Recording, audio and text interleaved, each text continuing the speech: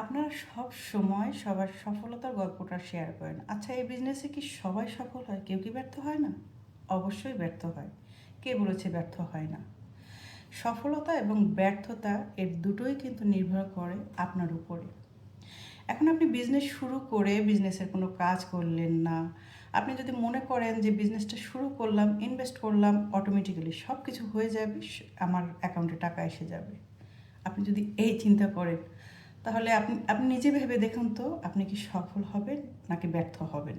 খুব সহজভাবে চিন্তা করে দেখুন তো, আপনি একটি দোকান ওপেন করলেন, ধরুন একটা কাপড়ের শোরুম নিলেন, সেখানে সুন্দর সুন্দর ড্রেস উঠালেন, কিন্তু ওই পর্যন্তই শেষ। আপনি কখনো দোকানটা খুললেন না। আপনার যে একটা নতুন শোরুম ওপেন করেছেন, তার প্রচার করলেন না, কোনো কাজ করলেন না। আপনি জাস্ট একটা শোরুম নিয়েছেন, সেখানে সুন্দর সুন্দর ড্রেস উঠিয়েছেন, ওই পর্যন্তই শেষ।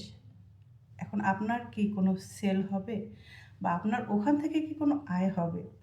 আমাদের বিজনেসটা অনলাইন বিজনেস হলেও এখানেও কিন্তু আপনাকে অবশ্যই পরিশ্রম করতে হবে, ধৈর্য ধরতে হবে এবং সঠিক গাইডলাইন ফলো করে আগাতে হবে।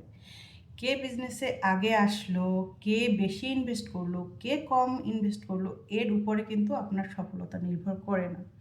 আপনি কোনো কাজ না করে অনেক বেশি ইনভেস্ট করলেন, ঠিক আছে, কিন্তু বিজনেসের কোনো কাজ করলেন না। তাহলে আপনি কি সফল হতে পারবেন? নাকি একজন কম ইনভেস্ট করেছে কিন্তু সে পরিশ্রম করে যাচ্ছে, সঠিক গাইডলাইন ফলো করে বিজনেসের কাজ করে যাচ্ছে, ফলাফলটা ১ বছর পরে আপনি খেয়াল করবেন যে সে কোন জায়গায় এবং আপনি কোন জায়গায়।